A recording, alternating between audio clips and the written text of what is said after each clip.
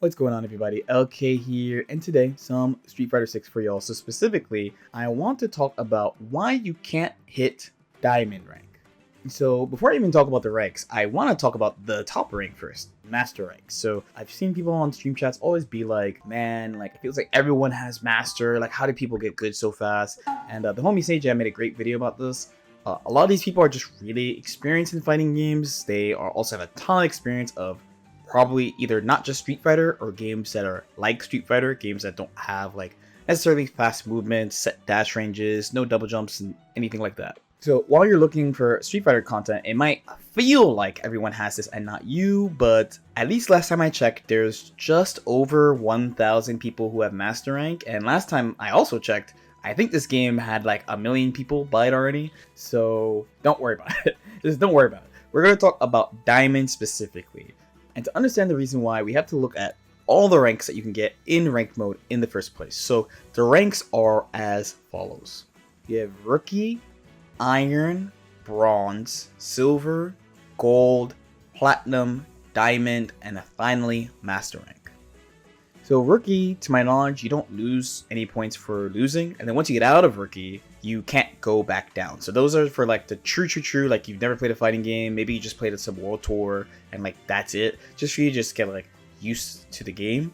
Iron, Bronze, Silver, and Gold are in my head all together. So me specifically, when you start ranked, you get placement matches. You get 10 placement matches. It's a mix of CPUs at different levels and then players at different ranks. So when I started the game with Mr. Honda himself, I got placed, for someone who's supposed to be a professional fighting game player, I got placed pretty low myself. I saw plenty of other people who played Street Fighter already get placed into one of the higher ranks like Platinum. I got placed in Silver, which is one of the lower ranks you have in the game. That being said, I do feel like these are all kind of grouped together just because of how they work. So one, you get a streak bonus, so if you're beating people up, you can just kind of speed run through these ranks, and you have a cushion to prevent you from ranking down immediately between leagues. And then on top of that as well, you can't rank down to Rookie. Here people kind of know what they're doing, but they still kind of have like a pretty linear game plan, but we'll get back to that.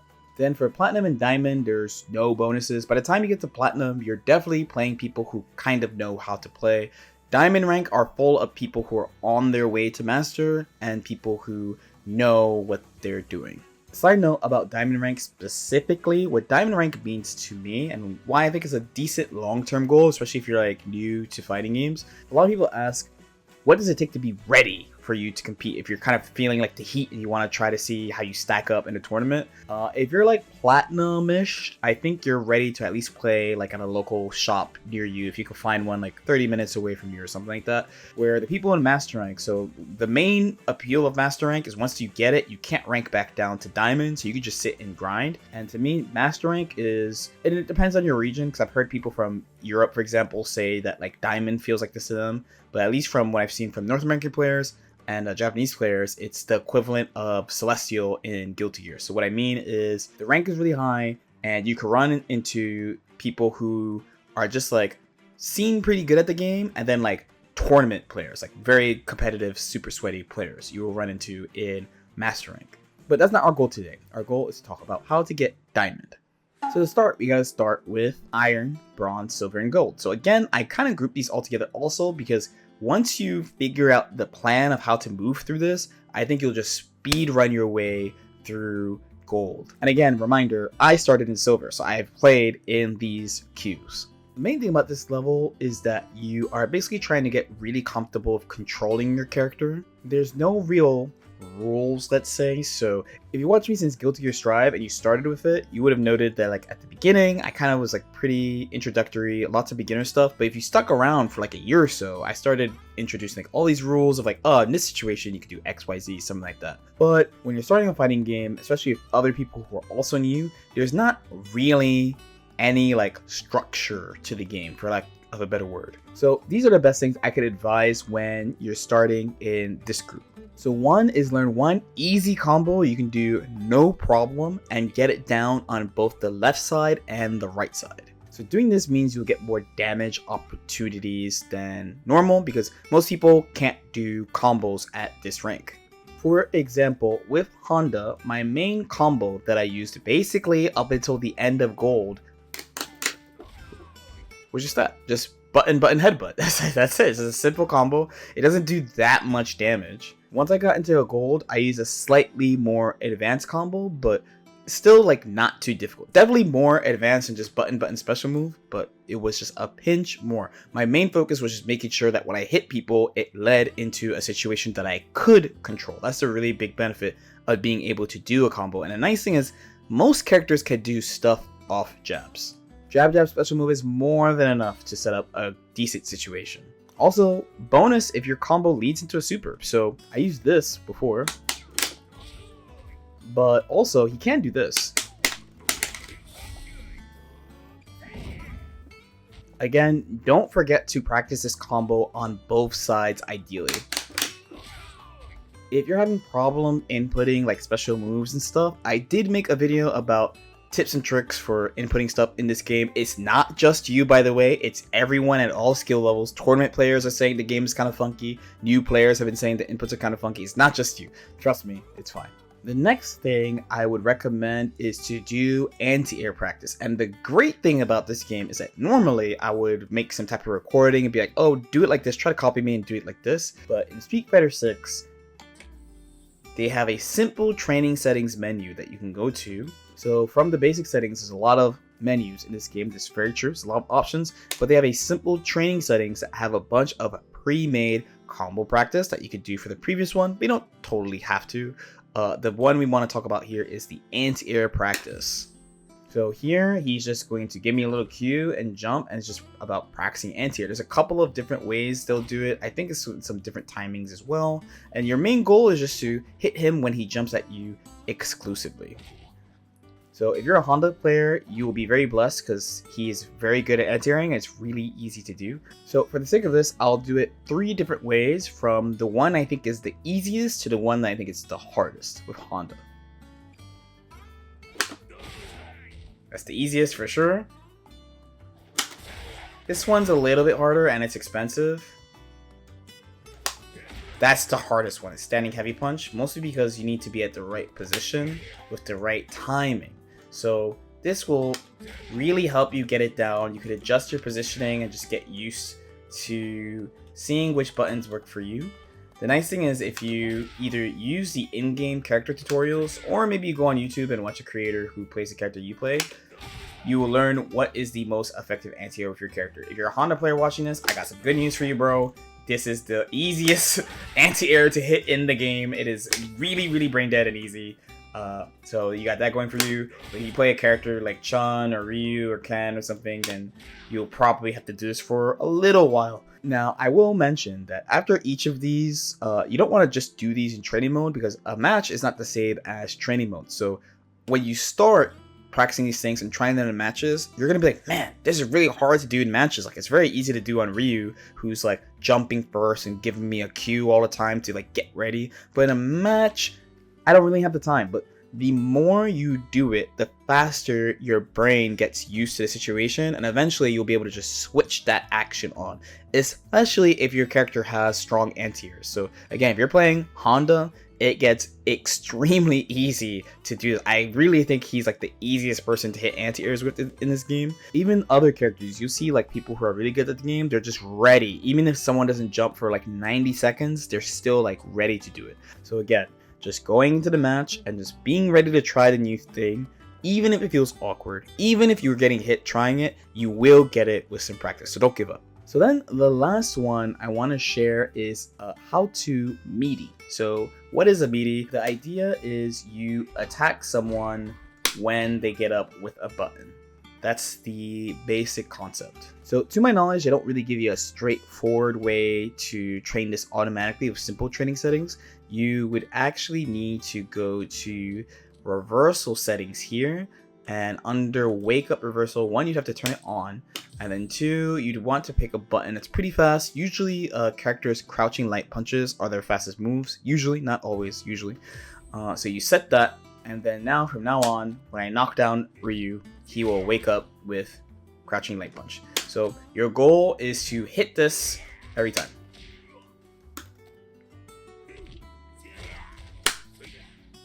So why do we want this? Basically because it's two things. So from a technical level in this game, the person who's getting up actually has a lot of options. They can press that button, they could jump, they could do an invincible move, they can parry, they can, I mean, there's some riskier options like backdashing and stuff. But at this level, not everyone is going to have all the mechanics down. Your goal in these ranks, the iron, bronze, silver, gold, is actually to do as little as possible to win. You don't want to do like a lot of stuff because you don't have to. Your opponents don't know everything about the game and everything about all the characters and all the mechanics and how to use what where, and honestly neither do you. So the main thing you want to do is just have these core couple of things down. So being able to meaty means that for a little bit, at least for a little bit, your opponent will feel a lot of pressure because they're like, man, like he just doesn't let me out. They just don't let me out, right? Just keep him in place with whatever button is best for you. In my experience, going up in the ranks of Honda, what carried me from silver to the middle of gold straight up, while also learning more about the game while I continue to play, was just headbutt and then meeting headbutt from full screen, and people would get hit. That's how powerful being able to attack somebody who's getting up right away is in this game when you're starting the game. Alright, so with that, you made it to gold. Congrats, yay! So you got out of silver, you made it to gold. So gold is going to have a couple of extra things. I know I mentioned earlier that kind of grouped these together, and I definitely said I got through most of gold with these strategies, but we're going to add a little bit more spice. So this is assuming that you've gotten pretty decent at anti-airing, you kind of got meaties down, and you have a simple, consistent combo that you can do. That your combo leads into something, and it also goes into a super. Basically, all characters have something like this. So the next goal is going to be to learn a couple of sequences that have a couple of options that lead to good situations. Ideally, like knockdowns or combos for you. So for this example, we're going to use Honda. So if you remember, I'm a headbutt monster basically through gold. So I get my opponent to the corner pretty quickly. I learned a couple of sequences from watching other people, of starting by doing a meaty with this, and I would do just this, right? If this hits, I get a combo into the same type of situation.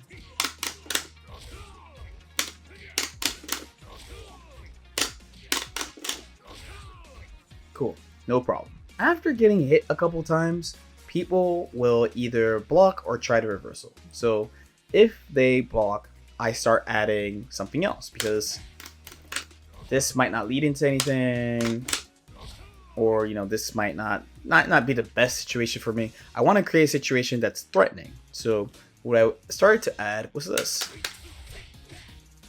So this requires us knowing a little bit of advantage and disadvantage, but again, Street Fighter 6 shows you this in game. So the top bar is for the character you're playing, and the bottom bar is for the opponent.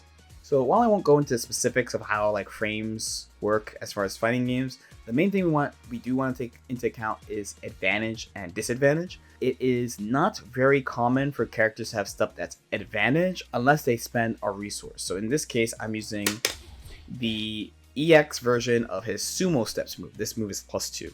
So what I'm able to do off this is I'm able to do a pretty simple strike throw mix up where I either grab right away. If they're going to die, I might do this command grab, which does more damage. And to get them to sit still,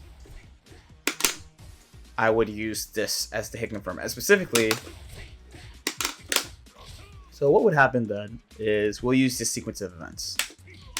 So he got hit, cool. This time, I'm gonna, is hit confirmable into knockdown? Cool. So here, he blocked it. I'm at a great range for Honda. Here, he tried to escape. I hit him with my crouching light kick. So this is the type of sequencing you want to find with your character. The good news is the game has been out since the beginning of June, so by now it should be pretty easy for you to find something that someone else is doing, either from a replay or something. You only need like 1 or 2 of these. You don't need a ton of super intricate strategies and tactics and mix-ups. You really just need 1 or 2 that will carry you through. Some things to look out for is that some characters have standing medium punches that are plus on block. Honda has one. I believe Jury has one as well. Some people just have special moves that are straight up plus, like the one I showed you. For some characters, you might have to start implementing the raw drive rush. So this is when you do forward parry forward so that you can kind of run up on them. And when you do this, your normals have more frame advantage. So some characters have really, really good ones, like Jury and DJ also has a really good one. If you're playing like Honda or Blanca, you still don't have to use it yet, but it's just like another tool you can use to mix up your approach. But this is how you would start approaching creating this type of situation. The next thing we're gonna have to talk about is drive impact. So you probably will have ran into drive impact in silver, but just from relaxing and hitting your anti-airs and hitting your combos and meaties, you should be basically fine. The good news is, once again, there is a training for this. Once again, it's Ryu and he will let you know. So there's a couple of main ways to deal with drive impact, and I'll go through each one. So one is you can drive impact back. Now, in my opinion, in a match, it's pretty difficult to drive impact back.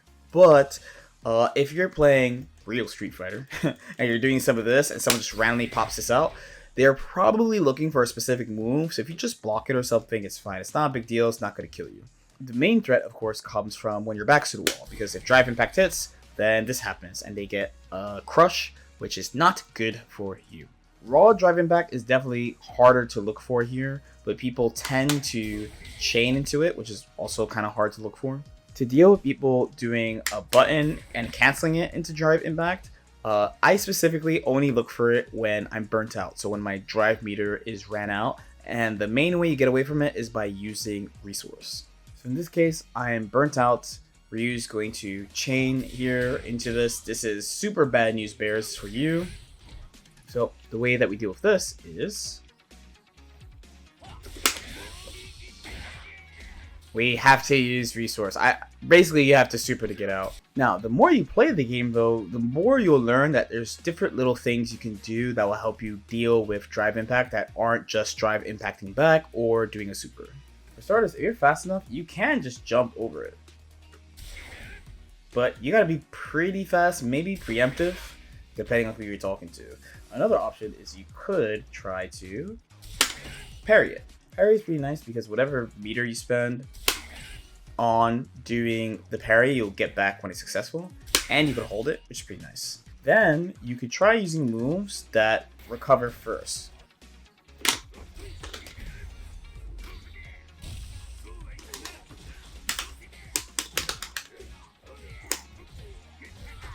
So with Honda, if I headbutt and they do a reactionary drive impact, I get to drive impact back. So usually characters have a couple moves they can throw out in neutral that will beat out drive impact if they're trying to specifically react to you doing something. So another tactic you can use are multi-hitting moves. That's actually a pretty good one as well. So specifically, you need 3 hits to break the armor, so you will probably need something specific to your character. And last, you can try to cancel into drive impact yourself. So it's kind of similar to doing a drive impact, a reaction to drive impact, but there's some buttons that are so fast that you can attack the drive impact like once or maybe twice, and then counter by using your own drive impact. So I would say mostly play the same game you've been playing normally, but specifically when your back's to the wall, definitely look for drive impact stuff. And if you have the opportunity to do some of these things to counter them, then definitely go for it. Being good against random drive impacts will make your life so much easier. So again, because people try to reaction drive impact my Honda headbutt, I was able to land, recover, and then drive impact back with a really high success rate, to the point that if I ever got counter hit by a drive impact out of headbutt, I'm like, oh, they guessed, like just guessed, like good stuff. Good job, man. Like you really read me really hard. So next, if your character has a throw loop, abuse it, because the throw loop is really strong and it forces people to make choices. So it looks something like this. Is what I would say. Honda can't do it. But the good news is a bunch of characters have it. So if your character has one, then for sure do it. So this is what the throw loop looks like when you do it correctly with Ryu. So at a glance, it's gonna look like I'm throwing really, really fast, right? Just like this. But Street Fighter is not quite the same as other games I played, like Guilty Gear. So if I wake up mash with my fastest button, I do actually get hit out of it. I am literally mashing as fast as I can. I'm getting counter hit. So this does not actually work. So you actually need to guess to do something like jump. Usually what people pick would be something like jumping forward, because you have a cross up, or they'll pick something like wake up. They'll do something like wake up backdash. So here, and that is actually pretty good return. Of course, you could also use reversals as well. Now, the thing is, if you're the person who's doing the throw loop, you get a pretty good situation, because if they gamble on something like a reversal super or a reversal dragon punch, then you get your best starter and you delete them. So having this and having it down, if your character has it, is a very, very easy, simple offense sequence you could use to help you in your games. Now, despite the things that I've added here, and remember I mentioned earlier that you do also want to stack what you learned from Iron, Silver, and Bronze. I did that in the wrong order. These things happen. And it's still kind of a do less rank. Like, people are still going to throw out some random stuff at you, jump at you in really weird spots and stuff. It's all good. You're not trying to super figure them out. If you see a really abusable pattern, obviously go for it. But these things, these small structures in your gameplay should help you just really push through these ranks to get to the last rank that we want to push through, which is Platinum rank. So in my opinion, Platinum is kind of where it starts to get real. You're going to definitely run into more people who have bigger combos ready, setups ready, and things like that. What I noticed about playing in Platinum is that people really have their own things down, but not their opponent's things down. So what we're actually going to do for this rank is circle back to stuff that I covered from Iron, Bronze, and Silver and improve on those first. So at this point, you probably have a good amount of games, so you should be pushing your combos a little bit more. If we're talking about combos, that means we need to add 3 combos to our game plan. So one will be a punish combo. So if you get some type of big hit, big punish, like someone does a dragon punch or something, you need a go-to combo. So just for example's sake, I have Ryu doing the heavy dragon punch here. Either something like this type of starter, or this type of starter.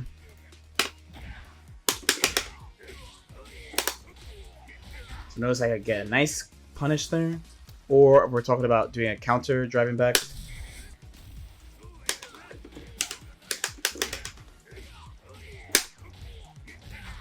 So there was just kind of a simple example of me pushing with a little bit of resource, plus making sure I pick a knockdown that makes me land close to my opponent. Because remember, the easy combo kind of sends it far away, and of course we're going to follow it with fire, another headbutt.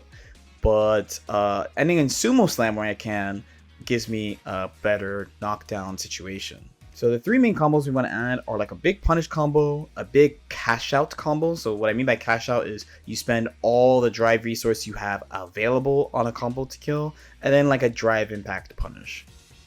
Some characters you might want to consider also having a drive rush combo that gives you a lot of corner carry, but other characters are just naturally good at corner carrying. So for example, Ken has like the heavy Tatsu knockdown that's really good for corner carry. Chun-Li uses spinning bird kick and EX spinning bird kick to get really good knockdowns. So an example of like using all my resource to combo would be something like this.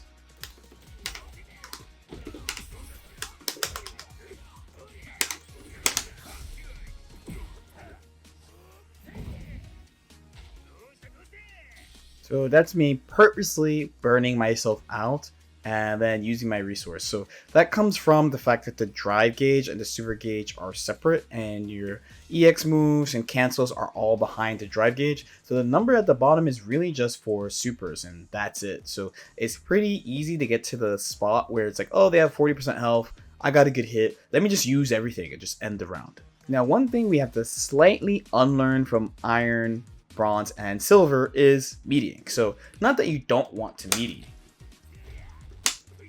It's still important to be able to hit meaties, It's just that by the time you get here, people will be using more defensive options, right? So they'll be doing wake up drive rush, they'll be doing wake up EX moves, they might try jumping on wake up, mashing on wake up, maybe they'll sit there every now and then.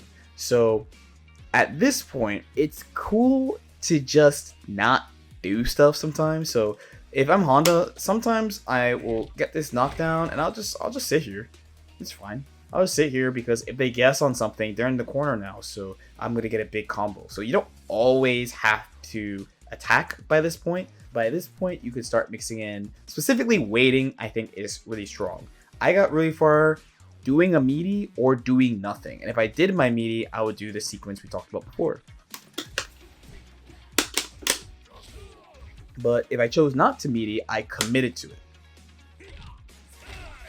And one thing I learned really quickly is like it's totally okay to take a risk. So if you're wrong and they pick like EX reversal or super or something, it's really not the end of the world, because when you're right with the opponent's back to their wall, you do so much damage. They actually have to look for a ton of stuff. They got to look from raw drive rush, drive impact, you waiting, you walking up, you throwing them if you have a throw loop, you shimming them, like all this stuff they have to look for. So you really do have a big advantage by holding the corner in this game, especially by choosing nothing, because again, Honda's case, if I choose nothing and I wait here, he actually is kind of in like a jump arc. So Ryu would have to jump like this, which is not a good jump. I'm sitting there waiting, and we've been practicing anti-airs for so long. Since Iron Rank, we've been practicing doing headbutt against jump-ins. So by now, that's a free knockdown into another. I'm not going to wait. I'm not going to press a button.